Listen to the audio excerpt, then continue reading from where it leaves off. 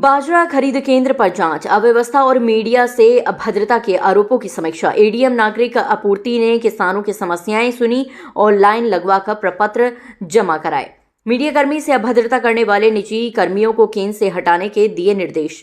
कल दोनों निजी कर्मियों पर मामला दर्ज था। एक का किसान से पैसे मांगने का ऑडियो वायरल। पुलिस ने निजी कर्मी संजीव और मनीष को हिरासत में लिया। आरोप है कि ये शिकायतें प्राप्त हो रही थी कि नहीं, किसानों के निर्धारित तिथि पे खरीद नहीं हो रही है।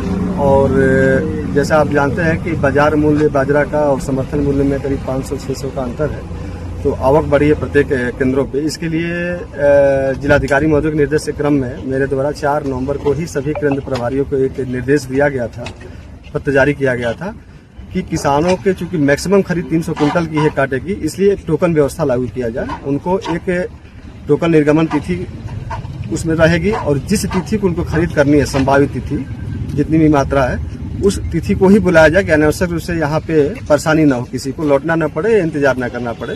तो कुछ केंद्रों पे इसको प्रभावी कार्रवाई नहीं हो पाई थी। इसके क्रम में ये जिले में इसका भ्रमण किया जा रहा है। यहाँ पे 2 केंद्र हैं खैरागढ़ में, खैरागढ़ प्रथम और द्वितीय। लगभग दोनों केंद्रों पे 75-80% की खरीद हो चुकी है। आज करीब 15-20 किसान थे।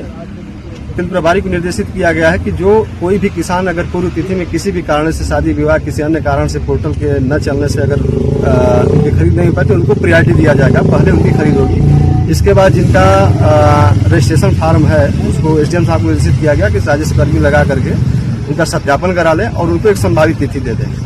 कुछ ट्रालियां भी करी हैं जो किसानों जागरूक नहीं हो लेकर के आए, तो उनके रजिस्ट्रेशन लेकर के उनको भी एक तिथि दे दी जाएगी।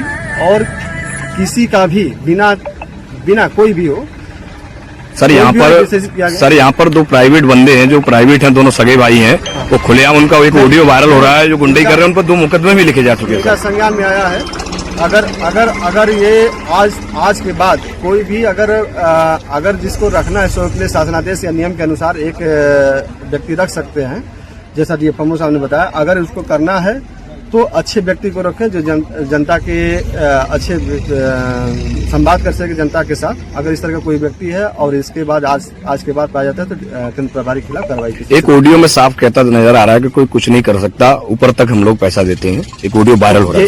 ये ऑडियो अभी मैंने सुना नहीं है, आपके द्वारा मुझे सेंड कर दीजिएगा। उस पर सर 200 रुपये वसूली का वो शुरू से यहाँ आरोप लगते रहे हैं। जितने किसानों की खरीद हुई है मैं उनसे सत्यापित करा लूंगा इस चीज के। तो दूसरा यहाँ आए दिन बवाल हो रहा है सर, क्या जो प्राइवेट लड़के उनको हटाया जाएगा आज के? बिल्कुल, आज के बाद कोई नहीं रहेगा। नियमानुसार कोई अगर नियम में है तो रहेंगे, नहीं तो नहीं रहेंगे। अगर कोई रहता है इस तरह की शिकायत प्राप्त होती है केंद्र प्रभारी की